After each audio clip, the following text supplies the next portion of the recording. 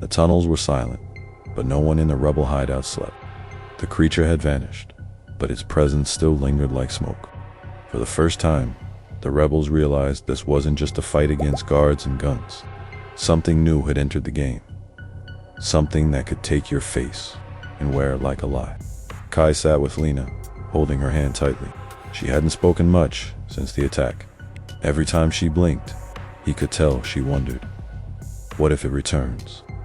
What if it wears his face next? The masked leader called an emergency meeting. We need to split into cells. Small, mobile groups. No more large gatherings.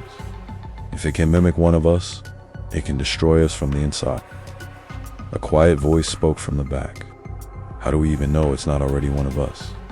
The room fell into silence. Dakai stepped forward. Then it's not about trusting everyone. It's about knowing who you are. No one can steal your heart. They can wear your skin, but not your courage.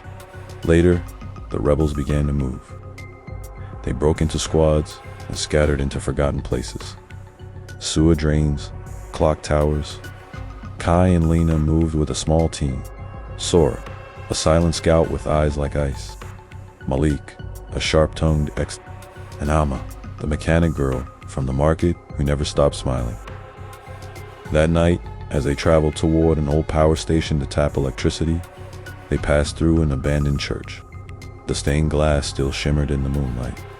As they paused to rest, Malik asked something no one had dared say aloud. Do you ever wonder if we're becoming like them? Fighting, lying, hiding behind masks. What makes us different?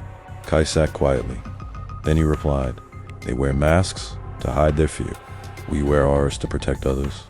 That's the difference. Sora nodded. But before they could leave, a scream echoed from above. They rushed up the stairwell Amal was missing. When they reached the bell tower, they found her barely conscious. Tied to a beam, blood dripping from a shallow cut. A whisper came from the shadows. You trusted her. Too easily, the synthetic creature stepped out. This time, wearing Malik's face. But the rare Malik was beside Kai. You're not very smart, the rare Malik growled. No, the mimic smiled. I don't need to be, just faster. It lunged again. But this time, the rebels were ready. Sora fired a net of electrified wire, stunning the creature. Kai rushed forward and jammed a pulse stick into its core. Sparks erupted.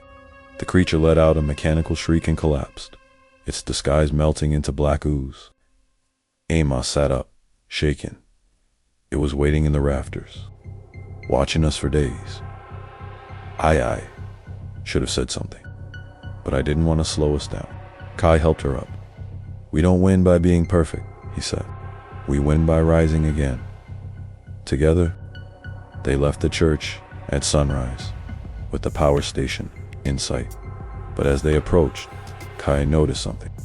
The government symbol had been burned into the wall, but then crossed out. Someone had gotten there before them. Another group, not rebels. Something else that Kai stared at the strange symbol, left beneath the scorch mark. Who are they? Lena whispered. Kai didn't know, but he knew this. The fight had just gotten bigger.